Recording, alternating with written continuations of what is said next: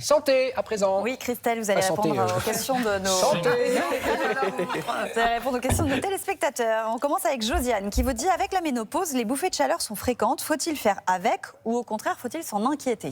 Alors, les bouffées de chaleur sont expliquées par le bouleversement hormonal qui est lié à la ménopause. Elles représentent l'un des symptômes les plus fréquents. On estime quand même que 75% des femmes sont concernées. Et contrairement à ce que l'on pourrait croire, l'impact n'est pas que une histoire de qualité de vie.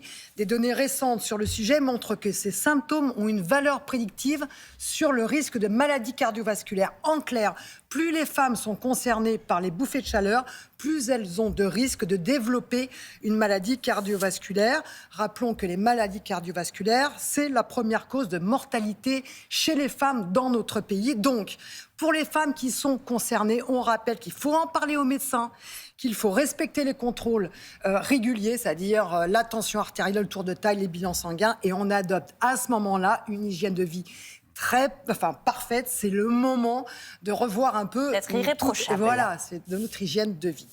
Tel à quelques semaines de Noël.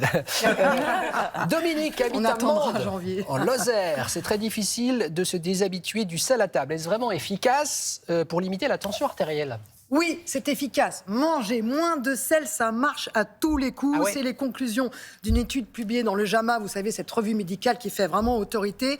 Pour résumer, manger moins de sel, c'est une mesure que nous devrions tous adopter en prévision ou en complément des médicaments contre l'hypertension. Ce qui ne veut pas dire, évidemment, qu'il est recommandé d'arrêter ces médicaments et que l'on peut limiter les effets des médicaments en ne mangeant plus de sel. Mais cela veut dire que l'on peut quand même, de façon naturelle, agir sur notre tension artérielle tous les jours en diminuant notre consommation de sel. Et la bonne nouvelle dans cette histoire, c'est que l'effet hypotenseur, lorsque l'on mange moins de sel, est obtenu au bout d'une semaine. Ça va vite. Au bout d'une semaine, on voit déjà les chiffres tomber et il n'y a aucun effet secondaire, évidemment. Et puis rappelons que le sel, c'est pas bon aussi pour nos os, pour notre estomac, etc. Donc oui, ça marche et on peut se déshabituer du sel en 3 semaines à peine. Rien à voir avec le sucre. On n'est pas addict au sel. Ah oui. Mais on peut commencer. Non, mais aussi, il y a des faux sels naturels. Absolument, qu'on peut prendre. Mais on n'est pas addict au sel. Du gomasio, Exactement, qui est du sel des mélangé épices, à du sésame. des épices. On peut Et on manger peut épicé. diminuer les doses progressivement, ça marche très bien.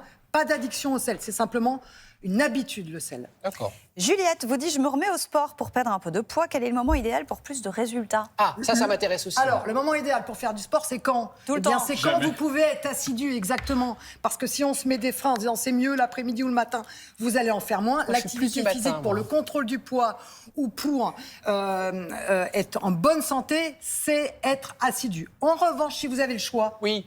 c'est quand? C'est le matin, effectivement. Ça tombe bien, il nous a dit qu'il était plus du Moi, matin. j'ai plus d'énergie le matin pour faire Oui, des on sports. a plus d'énergie, on est plus concentré et le matin, ça s'explique parce qu'en fait, le matin, on a un taux de cortisol qui est un peu plus élevé dans le sang. Or, le cortisol, ça permet d'avoir des poumons mieux dilatés, d'avoir une meilleure condition cardio-respiratoire, donc d'aller plus dans les sports d'endurance. Et ça permet quoi aussi, le cortisol?